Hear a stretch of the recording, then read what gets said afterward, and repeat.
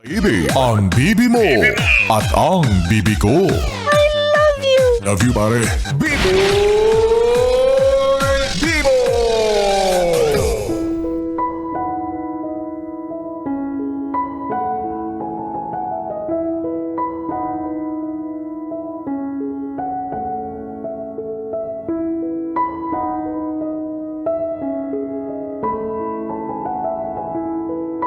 BB Time with B-Boy Bibo. B-Boy Bibo. Bibi, kasalukuyan ka bang nasa isang relasyon kung saan pakiramdam mo ay para kang robot na ginagawang kontrolado? Lahat ng desisyon at plano, puro siya lang ang may gusto. Ni hindi man lang tinatanong yung mga opinyon mo. Masyado siyang makapit sa'yo. Masyado kang bantay sarado.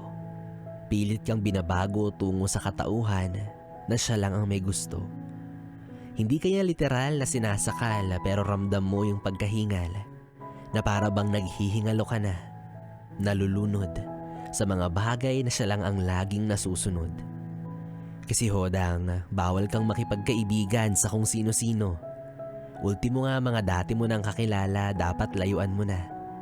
Maski sa mga kamag-anak mo, unti-unti kanyang nilalayo. Kasi gusto niya, iikot lang ang mundo sa inyong dalawa. Siya at ikaw at siya. Totoong pagmamahalan daw pero ang totoo, toxic na. Pati lahat ng social media mo kontrolado. Maya't maya niyang minomonitor at kapag may nakita siyang hindi niya nagustuhan, mahatik. Mahabang paliwanagan na naman na mauuwi sa madramang bangayan. Minsan, naiisip mo, wala kaya siyang tiwala? O sadyang, mahal na mahal ka lang niya? Pero minsan, aminin mo, hangad mo rin ang makaramdam ng konting paglaya. Hindi porket magkarelasyon kayo, hawak na niya yung buong buhay mo. May karapatan ka pa rin na piliin at gustuhin yung mga bagay na nais mong gawin. Lalo na kung alam mo naman sa sarili mo na wala kang ginagawang masama. Kaya kung pakiramdam mo nasasakal ka na, subukan mong kausapin siya at umalma. Pero kung patuloy ka pa rin pinaghihigpitan, wala tayong magagawa. Kasi mama mo yan. Mama mo yan eh. Paano natin kakalabanin yan?